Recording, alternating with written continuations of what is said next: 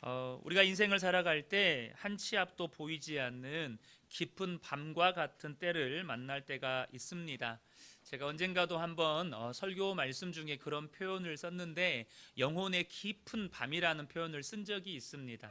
그러니까 지금 내 상황이 누구도 도와줄 사람도 없고 도무지 이 문제가 해결될 기미는 안 보이고 정말 나는 여기서 완전히 인생이 끝날 것 같고 망할 것 같은 그런 때를 우리가 만나기도 한다는 것이죠.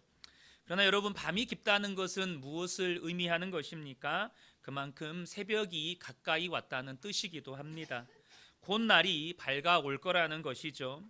보디발의 아내의 모함으로 억울한 누명을 쓰고 감옥에 갇히게 된 요셉, 얼마나 답답하고 억울합니까? 더구나 노예의 신분으로 최고의 권력자의 미움을 샀으니 요셉은 지금 한 치 앞도 보이지 않는 것 같은 그런 심정이었을 것입니다. 그러나 요셉에게 하나님께서 예비하신 놀라운 축복과 기적은 다가오고 있었다는 것이죠. 지난주에 나누었던 것처럼 요셉은 그 혈기왕성한 20대의 나이에, 그것도 아무도 없는 곳에서 성적인 유혹을 이겨냅니다. 그 말은 요셉이 하나님 앞에서도 범죄하지 않았다는 뜻이기도 하지만 그의 주인 보디발을 배신하지 않았다는 뜻이기도 합니다. 요셉은 하나님 앞에서뿐만 아니라 사람 앞에서도 도덕적 순결함을 지켰다는 것이죠.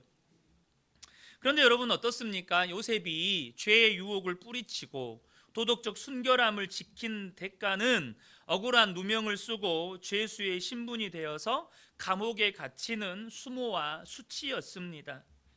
여러분, 우리도 그럴 때가 있습니다. 나는 정말로 순수하게, 정말 진실하게 대했는데, 정말 성실하게 대했는데 그 결과는 오히려 오해를 받거나 또 그로 인해서 수치와 수모를 당하는 그런 경우가 있죠. 그런데 여러분, 어떻습니까? 우리가 사실 정직하게 우리 자신을 돌아보면 내가 순수했다고 말하고 진실됐다고 말하지만 내 내면 깊은 곳에는 그렇게 순수하지 못하고 진실하지 못하다는 사실을 우리 스스로가 알고 있습니다. 무엇보다 우리가 깊은 고난 속에 들어가서 십자가 앞에 서게 되면 이전에 보이지 않았던 죄들이 보이기 시작합니다. 내 속에 얼마나 더러운 것들이 있었는지를 알게 되는 것이죠. 여러분, 나는 잘못한 것이 없어요. 잘못한 것이 없다고 그렇게 항변했어요. 그런데 여러분 보세요. 믿음이 성장하잖아요. 믿음이 성숙해지면 작게 보이던 죄가 크게 보이기 시작합니다. 또 내 속에 깊이 숨어 있던 죄들까지 보이기 시작합니다. 여러분, 믿음의 성숙함은 어디 있느냐? 내 죄를 정말로 죄로 볼 수 있는 눈이 생겼을 때, 이전까지 나는 잘못이 없다고, 나는 깨끗하다고, 나는 한치도 요만큼도 잘못한 것이 없다고 말했을 그때를 보고 있으면 내가 얼마나 죄인이었는지를 깨닫게 되는 그 믿음의 눈이 있는 사람이 믿음이 성숙해진 것입니다. 억울한 누명을 쓰고 감옥에 수감되는 수치와 수모를 겪은 요셉의 모습 속에서 우리가 발견하게 되는 것이 있는데요. 먼저는 요셉이 사람을 원망하지 않았다는 것입니다. 보디발의 아내를 원망하지 않았다는 거예요. 또한 하나님도 원망하지 않았습니다. 하나님, 나에게 어떻게 이러실 수 있습니까? 제가 범죄하지 않았다는 것을 하나님 아시지 않습니까? 그런데 어떻게 나에게 이런 일이 일어날 수 있습니까? 그렇게 하지 않았다는 것입니다. 뭘 의미하는 것입니까? 이러한 요셉의 모습 속에서 요셉의 신앙이 무르익었다는 것을 발견하게 되는 것입니다. 요셉의 신앙이 성숙해졌다는 것입니다. 저와 여러분의 신앙도 한 해, 두 해 나이를 먹어갈수록 성숙해져 가기를 축복합니다. 여러분, 나이를 먹어가면 먹어갈수록 우리의 믿음도, 우리의 인품도 예수님을 닮아가야 할 줄로 믿습니다. 감옥에 들어간 요셉은 간수장에게도 신임을 받게 됩니다. 그래서 간수장이 옥중에 있는 모든 죄수를 요셉에게 다 맡기고 그 모든 사물을 처리하게 하는데, 간수장은 요셉에게 맡긴 일은 살펴보지도 않았습니다. 그냥 요셉이 어떤 딱 결론을 내면 더 이상 검토도 하지 않았어요. 그 말은 무슨 말이죠? 요셉을 정말로 신뢰했다는 것이죠. 어떻게 죄수에게, 그것도 최고 권력자에게 미움을 받아서 감옥에 들어온 죄수에게 이런 일이 일어날 수 있습니까? 창세기 39장 21절을 보면 여호와께서 요셉과 함께 하시고 그에게 인자를 더하사 간수장에게 은혜를 받게 하셨다라고 성경은 말씀합니다. 요셉이 보디발의 노예로 있으나 또 인정을 받고 가정 총무가 되나 혹은 죄수의 신분으로 감옥에 있으나 요셉은 어떤 사람이었습니까? 신분의 변화와 상관없이 하나님과 동행하는 사람이었습니다. 그래서 여러분, 요셉의 신실함, 요셉의 성실함, 요셉의 충성됨, 요셉의 순결함, 요셉의 거룩함은 어떤 상황에도 바뀌지 않았다는 거예요. 저는 우리 그은혜교회 모든 성도님들이 어떤 처지와 형편에 있든지 변함없는 분이 되시기를 축복합니다.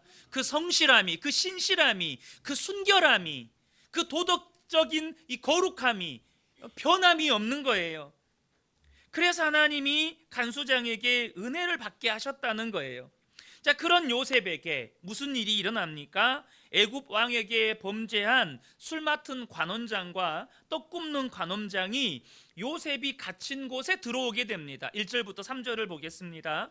그 후에 애굽 왕의 술 맡은 자와 떡 굽는 자가 그들의 주인 애굽 왕에게 범죄한지라 바로가 두 관원장 곧 술 맡은 관원장과 떡 굽는 관원장에게 노하여 그들을 친위대장의 집안에 있는 옥에 가누니 곧 요셉이 갇힌 곳이라.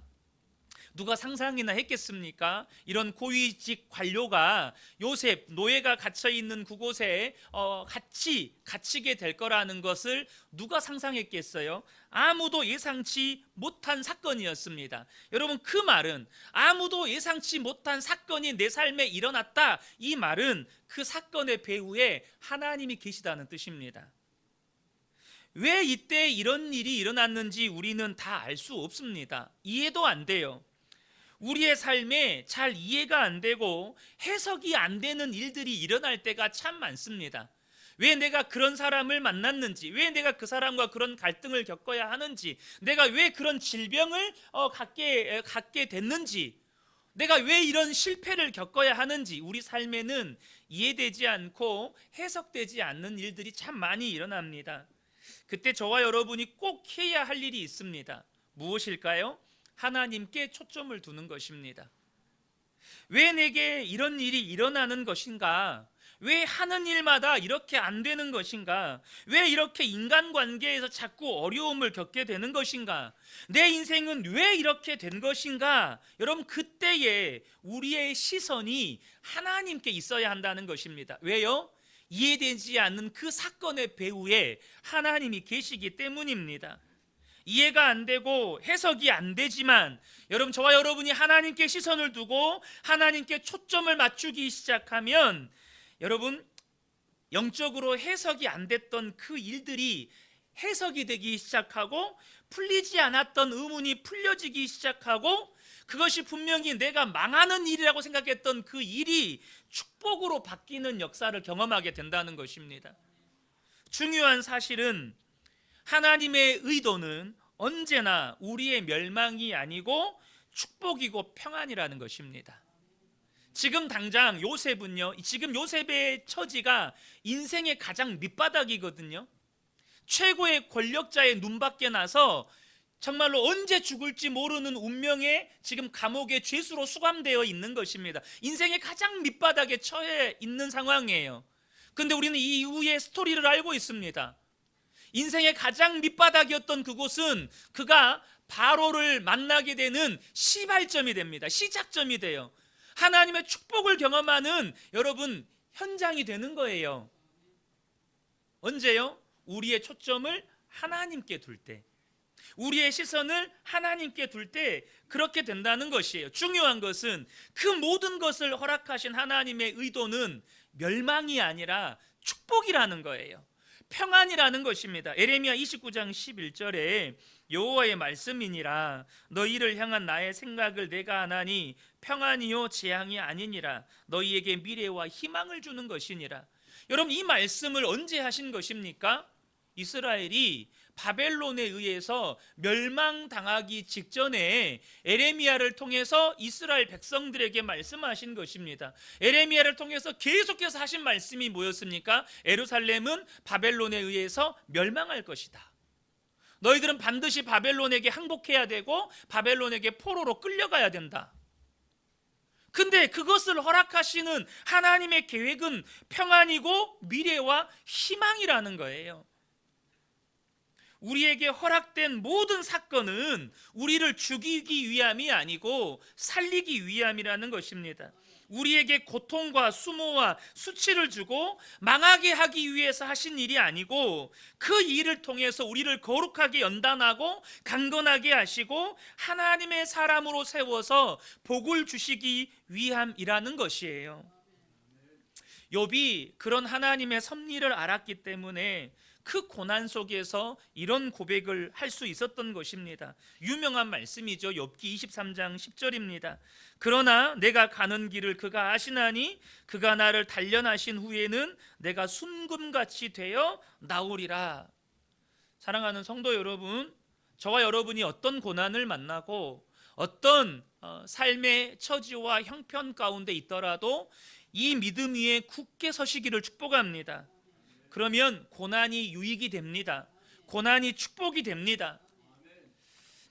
우리는 여기서 몇 가지 중요한 영적인 교훈을 발견하게 됩니다. 앞서 말씀드렸던 것처럼 이 감옥이라고 하는 것은 지금 요셉의 인생에 있어서 가장 밑바닥이었습니다. 가장 요셉에 있어서 가장 심각한 고난이었습니다. 그런데 그 감옥에서 술 맡은 관원장과의 만남은 요셉이 상상할 수 없는 자리로 나아가게 되는 계기가 돼요. 다시 말하면 하나님은요, 우리 인생의 가장 밑바닥과 같은 상황도 놀라운 반전의 장으로 사용하시는 분이시라는 것입니다. 나는 망했다고 생각했어요? 나는 끝났다고 생각했어요? 나는 여기서 내 인생이 마지막이라고 생각을 했어요? 그러나 우리 하나님은 그것을 놀라운 반전의 장으로 사용하시는 하나님이시라는 것입니다. 요셉이 억울한 누명을 쓰고 감옥에까지 가지 않았다면 술 맡은 관원장을 만날 이유도 없고 당연히 애굽 왕 바로 앞에 설 수도 없었을 것입니다. 그러므로 여러분이 어떤 고난의 현장 앞에 있을 때, 고난의 현장 속에 있을 때 여러분의 짧은 소견으로 최악이라고, 실패했다고, 망했다고 함부로 판단하거나 단정하지 않게 되기를 축복합니다. 하나님이 그 일을, 그 사건을, 그 현장을 어떻게 사용하실지 우리는 알지 못합니다. 두 번째는 하나님은 죄의 유혹을 이긴 사람, 곧 거룩한 사람을 하나님의 뜻을 이루는 도구로 사용하신다는 것입니다. 요셉은 성적인 죄의 유혹을 이겼습니다. 그런데 그 결과는 무엇이었습니까? 억울하게 누명을 쓰고 감옥에 들어갑니다. 그러나 얼마 지나지 않아서 반전이 일어나고 요셉을 통해서 이루시고자 했던 하나님의 놀라운 계획의 시작점이 되는 것입니다. 놀라운 반환점이 되는 거예요. 세 번째는 뭐냐 하면 하나님과 동행하는 사람은 반드시 하나님이 예비하신 사람을 만나게 된다는 것입니다. 하나님께서 요셉을 위해서 이 감옥에 예비하신 사람이 누구였습니까? 물론 간수장도 하나님이 예비하신 사람이었습니다. 간수장에게 신임을 받고 간수장으로부터 모든 이 감옥 안에 있는 재반 사무를 맡아서 처리하게 되는 일을 하게 됐죠. 그런데 정말로 하나님께서 예비하신 또 한 사람이 있었습니다. 누구였습니까? 바로 술 맡은 관원장이었습니다. 여러분, 이 술 맡은 관원장이 나중에 복권되는 것을 보면 그는 억울한 누명을 쓰고 지금 감옥에 갇히게 됐다는 것을 우리는 추정할 수 있습니다.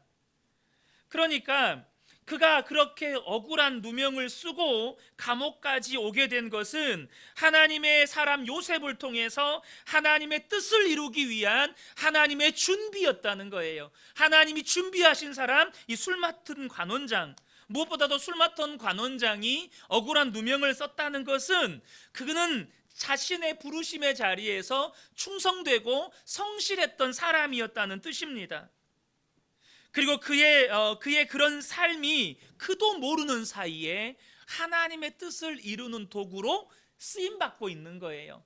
이 사람은 하나님을 믿는 사람은 아닙니다. 그러나 하나님의 뜻을 이루는 도구로 이 술 맡은 관원장도 지금 쓰임받고 있는 거예요.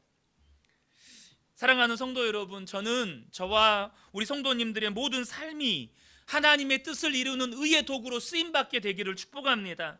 우리 자녀들이 어느 대학에 들어가서 대학 생활을 하고, 직장에 가서 직장 생활을 하고, 결혼을 해서 가정 생활을 하고, 돈을 벌고 사업을 하고 사람을 만나고, 심지어 일찍 죽든 잠수하든지 내 인생의 모든 것이 하나님의 의의 도구로 쓰임받는 것, 그것이 진정한 축복입니다. 지금 이 술 맡은 관원장은 그가 직장에서 열심히 성실하게 일하다가 하나님께 의의 도구로 쓰임받는 것 아니겠습니까? 여러분의 직장 생활이 하나님께 쓰임받게 되기를 축복합니다. 여러분의 가정 생활이 하나님의 의의 도구로 쓰임받게 되기를 축복합니다. 그게 진정한 축복이라는 거예요. 보디발은 요셉에게 이 술 맡은 관원장과 떡 맡은 이 관원장, 떡 굽는 관원장을 수종들게 합니다. 4절을 보면 친위 대장이 요셉에게 그들을 수종들게 하매 요셉이 그들을 섬겼더라. 그들이 갇힌 지 여러 날이라. 그런데 여기서 저의 시선을 사로잡는 단어가 이 섬겼더라라는 이 단어입니다. 이 섬겼더라라는 이 히브리어는요, 여호수아가 모세를 섬길 때, 또 엘리사가 엘리야를 진심으로 수종들 때, 또 천사들이 하나님을 섬길 때 사용하는 단어와 동일한 단어입니다. 그 말은 요셉이 이 두 관원장을 하나님 섬기듯이 마음을 다해서 섬겼다는 뜻입니다. 그 말은 앞서도 잠깐 설명을 드렸지만 요셉이 보디발의 집에서 노예로 있을 때나 가정 총무로 있었을 때나 죄수로 있었을 때나 그의 삶의 태도는 변함이 없었다는 거예요. 저는 이 대목에서 골로새서 말씀이 생각이 났습니다. 골로새서 3장 23절에 무슨 일을 하든지 마음을 다하여 주께 하듯 하고 사람에게 하듯 하지 말라. 요셉은 자기에게 맡겨진 모든 일들을 주님께 하듯이 했다는 것입니다. 저는 우리 근혜교회 모든 성도님들이 가정에서 맡겨주신 일이든 일터에서 맡은 일이든 교회에서 맡은 일이든 주님께 하듯 하는 복된 분들 되시기를 축복합니다. 그 사람이 진짜 복이 있는 사람입니다. 그런데 여기서 또 하나 주목할 것은 뭐냐면 요셉의 처지입니다. 요셉의 처지.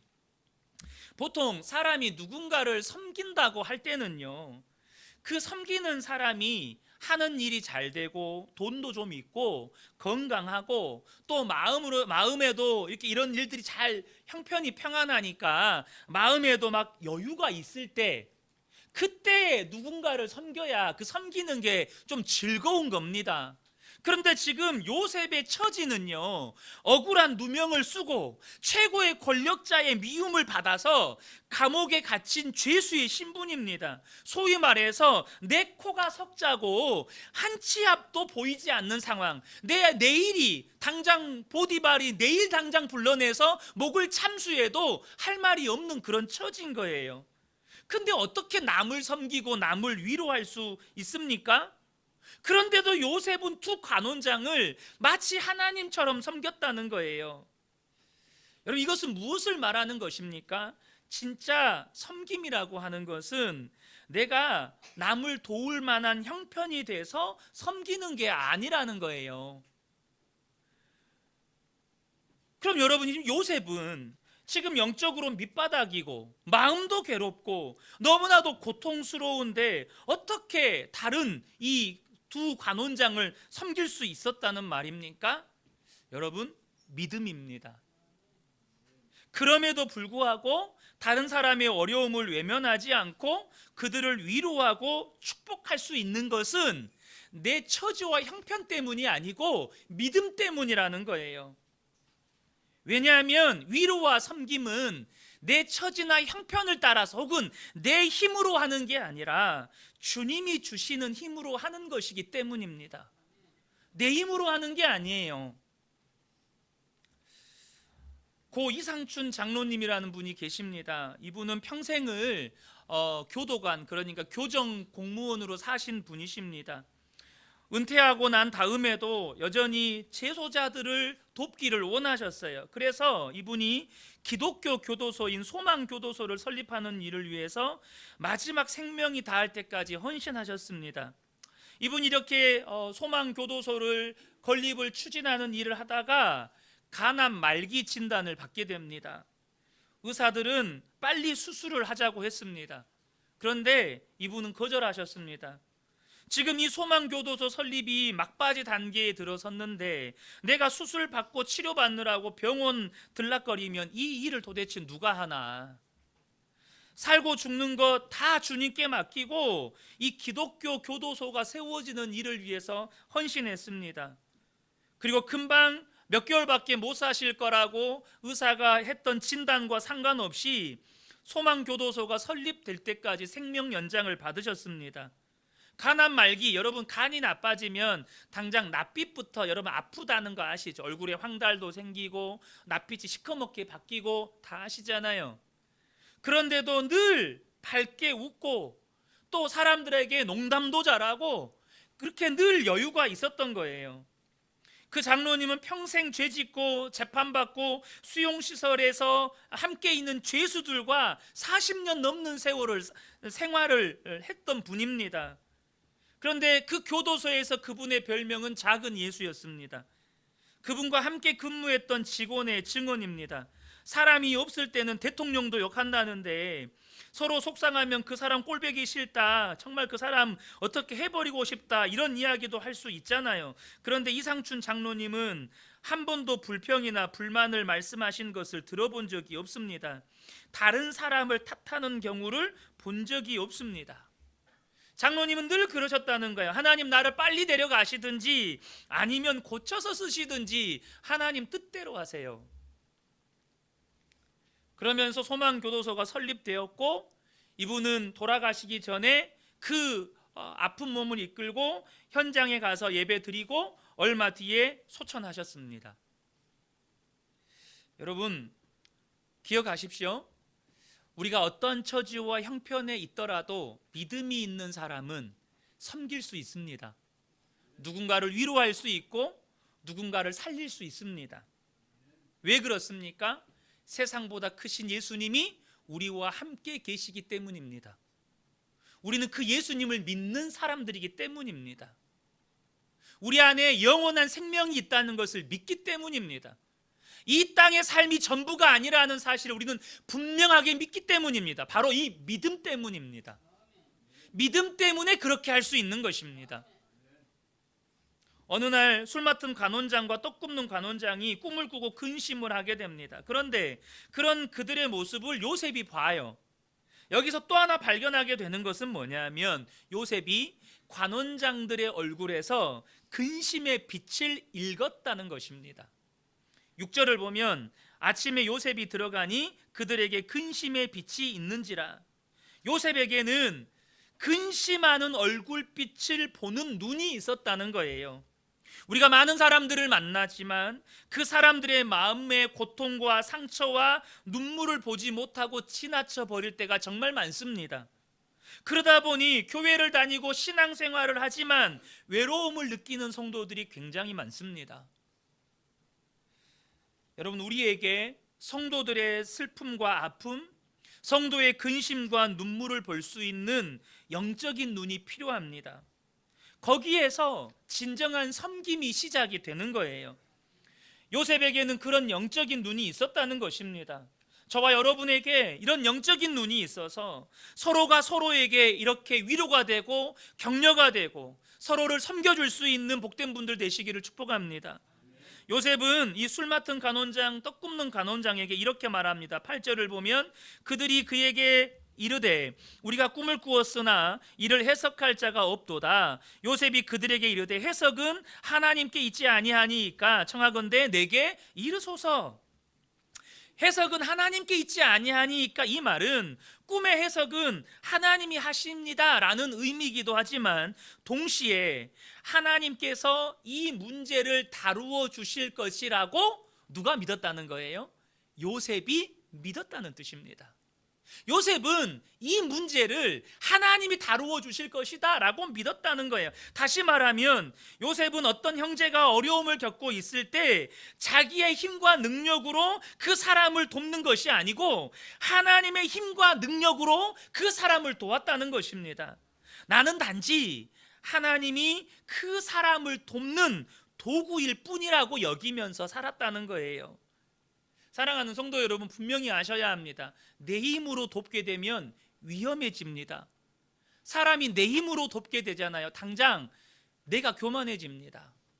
그리고 반드시 누군가가 시험에 듭니다. 그러나 하나님이 도우시면, 하나님이 나를 사용하셔서 도우시면 모두에게 구원이 임합니다. 먼저 술 맡은 관원장이 해석되지 않은 자기의 꿈을 이야기하는데 요셉은 그 꿈을 듣자마자 해석을 합니다. 오늘 그 꿈의 내용은 다루지 않겠습니다. 그 해석은 이 술 맡은 관원장이 곧 복권 대리라는 해석이었죠. 여기서 해석이 중요한 게 아니고요. 해석 후에 요셉이요 술 맡은 관원장에게 이상한 부탁을 하나 합니다. 14절 15절을 보면 당신이 잘 되시거든 나를 생각하고 내게 은혜를 베풀어서 내 사정을 바로에게 아뢰어 이 집에서 나를 건져주소서. 나는 히브리 땅에서 끌려온 자요 여기서도 옥에 갇힐 일을 행하지 아니하였나이다. 지금 요셉이 자신의 처지와 억울함을 처음으로 누군가에게 이야기하면서 자신을 여기서 꺼내달라는 부탁을 해요. 우린 여기서 뭘 발견하게 됩니까? 요셉이 분명히 믿음이 성숙해진 건 사실이에요. 그러나 그럼에도 불구하고 요셉이 여전히 연약한 인간이라는 사실입니다.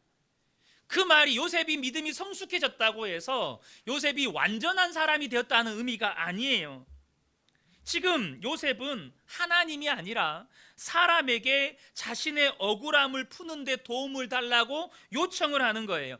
이것은 하나님이 기뻐하시는 일이 아니었습니다. 그것을 무엇으로 알 수 있습니까?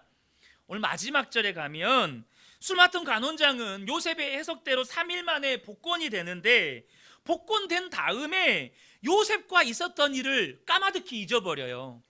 그것을 굳이 23절에다 기록해 놓습니다. 술 맡은 관원장이 요셉을 기억하지 못하고 그를 잊었더라. 여러분, 술 맡은 관원장의 입장이 한번 돼보자고요. 그는 지금 엄청나게 억울한 누명을 쓰고 감옥에 갇히게 됐는데 그 감옥에서 평생 한 번도 못 본 히브리 청년을 만나게 돼요. 그 히브리 청년이 자신이 꿈을 꾸고 해석이 안 돼서 근심을 하고 있는데 해석을 해줬어요. 근데 해석한 대로 진짜 3일 만에 다시 복권이 되는 거예요. 여러분, 이런 일을 평생에 몇 번이나 만날 것 같으세요? 이것은 평생 잊을 수가 없는 사건인 거죠. 그런데 마치 지우개로 그 머릿속에서 기억을 지워버린 것처럼 복권돼서 얼마 지나지 않아서 요셉과 그와 있었던 일을 까마득히 잊어버립니다. 하나님께서 요셉을 기억하지 못하게 하셨다는 뜻입니다. 이 일을 통해서 하나님께서 요셉에게 가르쳐 주시는 것입니다.